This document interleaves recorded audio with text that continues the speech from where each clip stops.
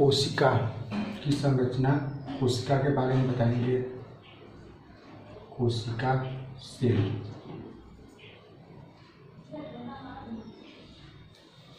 कोशिका की खोज रॉबर्ट हुक ने नामक वैज्ञानिक ने किया था। रॉबर्ट हुक 1665 ईस्वी इसकी खोज की थी। संरचनात्मक तथा क्रियात्मक इकाई को जीवों की सबसे सूक्ष्म तथा क्रियात्मक इकाई को कोशिका कहते हैं।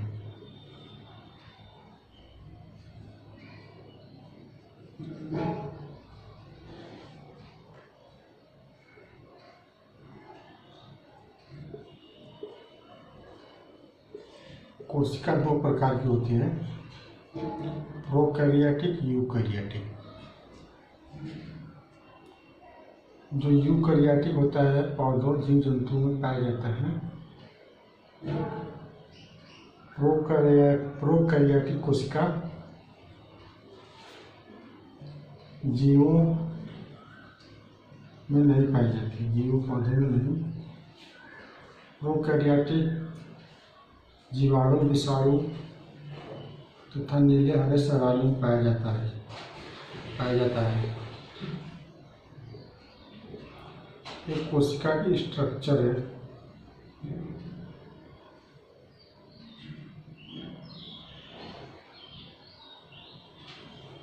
इसके बाहरी सेल को प्लाज्मा मेंबर कहते हैं। बाहरी सेल को प्लाज्मा मेंबर या प्लाज्मा झिल्ली या कोशिका झिल्ली, ये परीक्षा में पूछता है। जगह जगह से छिद्र रहता है। आवश्यकता अनुसार जीव द्रव्य एक कोशिका से दूसरे कोशिका में आते जाते रहते हैं। यहाँ से एक केंद्रक होता है, इसमें झिल्ली होती है, केंद्रक झिल्ली।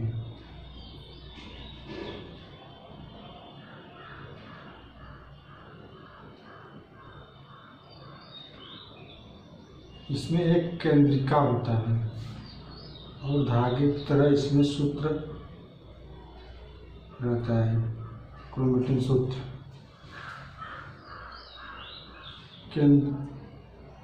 केंद्रक झिल्ली तथा प्लाज्मा झिल्ली के मध्य एंडोप्लाज्मिक रेटिकुलम पाया जाता है,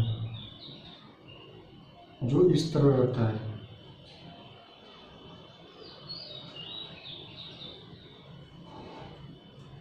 जाली की तरह।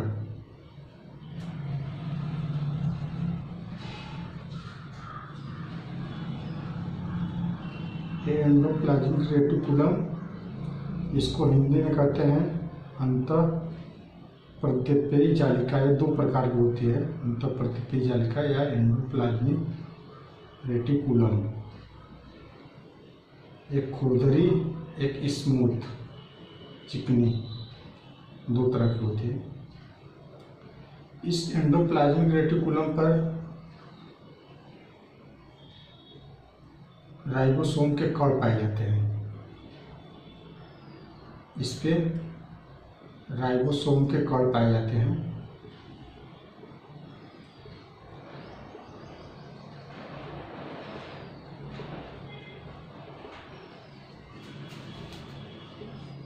एंडोप्लाज्मिक रेटिकुलम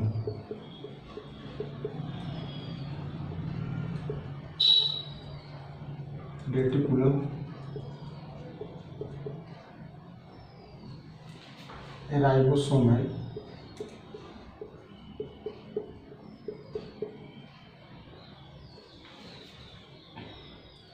यहाँ पे बेलना की तरह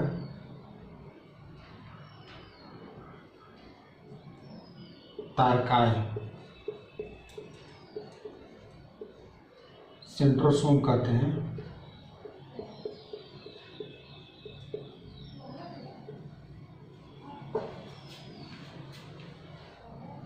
इसमें माइटोकॉन्ड्रिया होता है।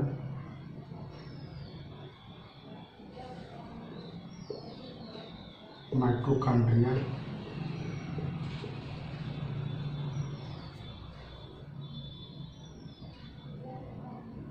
छड़ की तरह टेढ़ा मेढ़ा गालिकाय।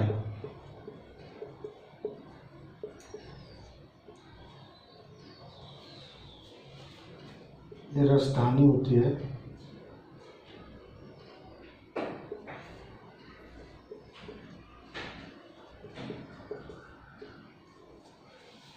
इसे वैक्यूल भी कहते हैं।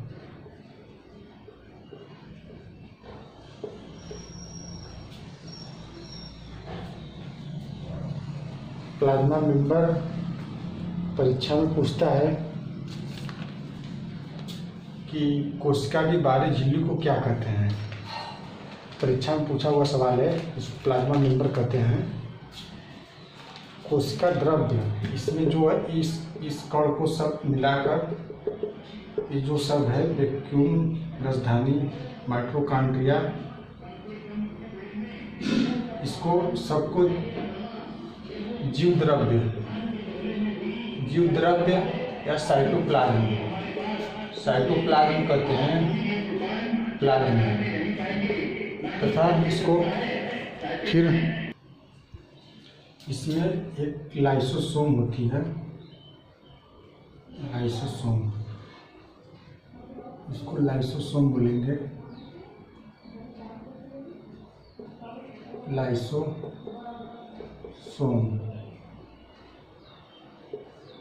ये भी लाइसोसोम है।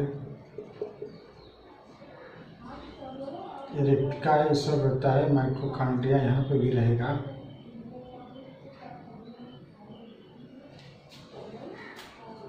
केंद्रक के पास तर्काय रहता है।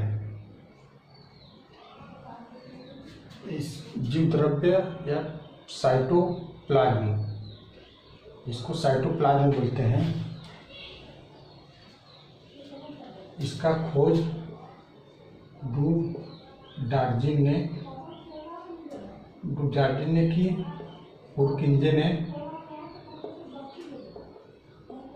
पुरकिंजे ने नामांकन किया।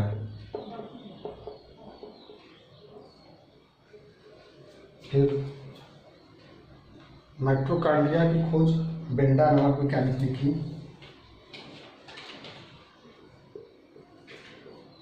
बेंडा, आल्टमैन ने नाम दिया। एक खोज की, इसने नामांकन किया।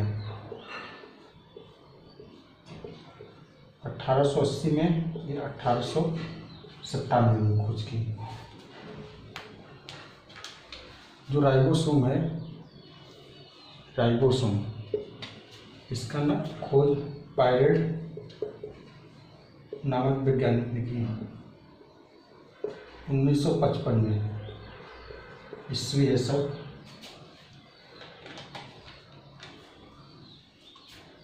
इसकी खोज कैमिलो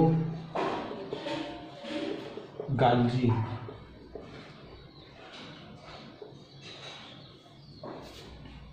1898 में की। लाइसोसोम की डी डूबे ने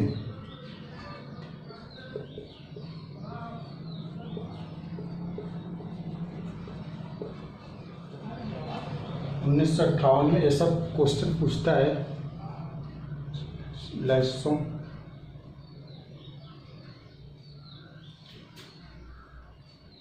इसका खोज तरकारी बावेरी ने की।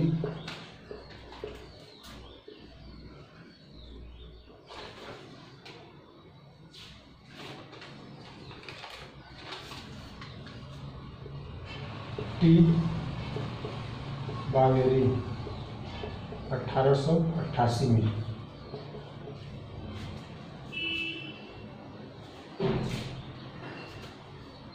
इसमें लवक भी पाए जाते हैं। लवक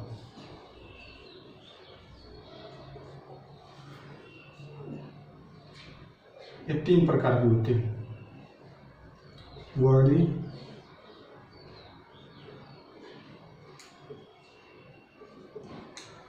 अवर्णी,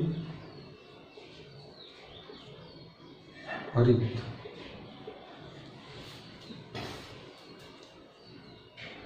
राइबोसोम का कार्य प्रोटीन संश्लेषण का होता है। राइबोसोम प्रोटीन संश्लेषण का कार्य करता है। लाइसोसोम इसे यह लाइसोसोम टूटी फूटी कोशिकाओं की मरम्मत कर स्वयं को पचा देता है। टूटी फूटी जितनी कोशिकाएं रहेंगी सबको अपने अंदर पचा लेगा। अगर इसको नहीं मिलता है तो अपने आप को भी मारकर स्वयं पचा लेते हैं, इसलिए इसे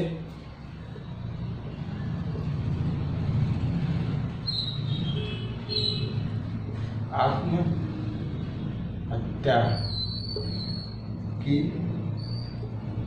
थैली कहते हैं।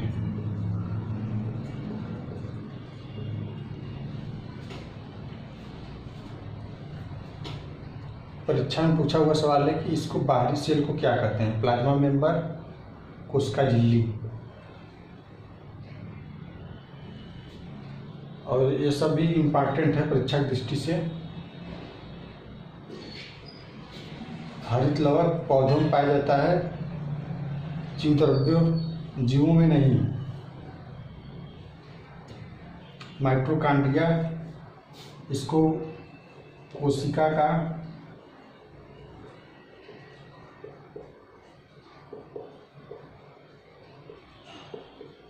पावर हाउस कहते हैं।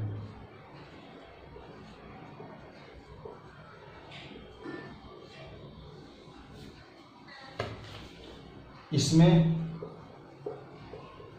क्रेब्स चक्र के दौरान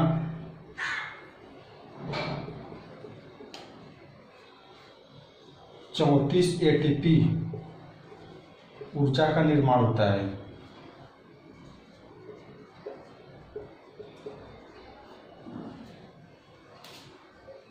इसमें 2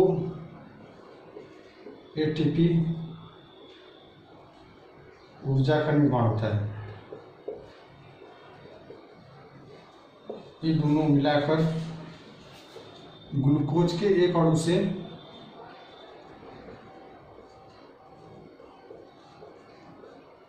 से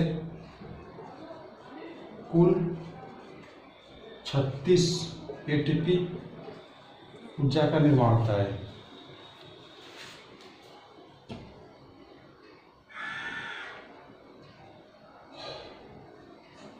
ठीक, ये जो केंद्रक है, ये वंशागति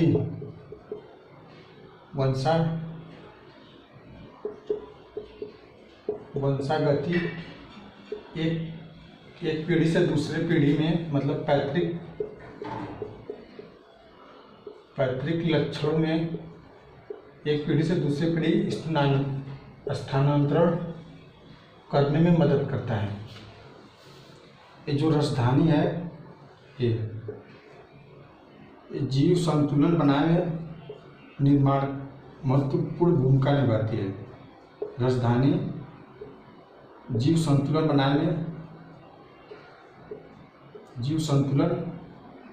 बनाए रखने में महत्वपूर्ण भूमिका होती है इसका। बस।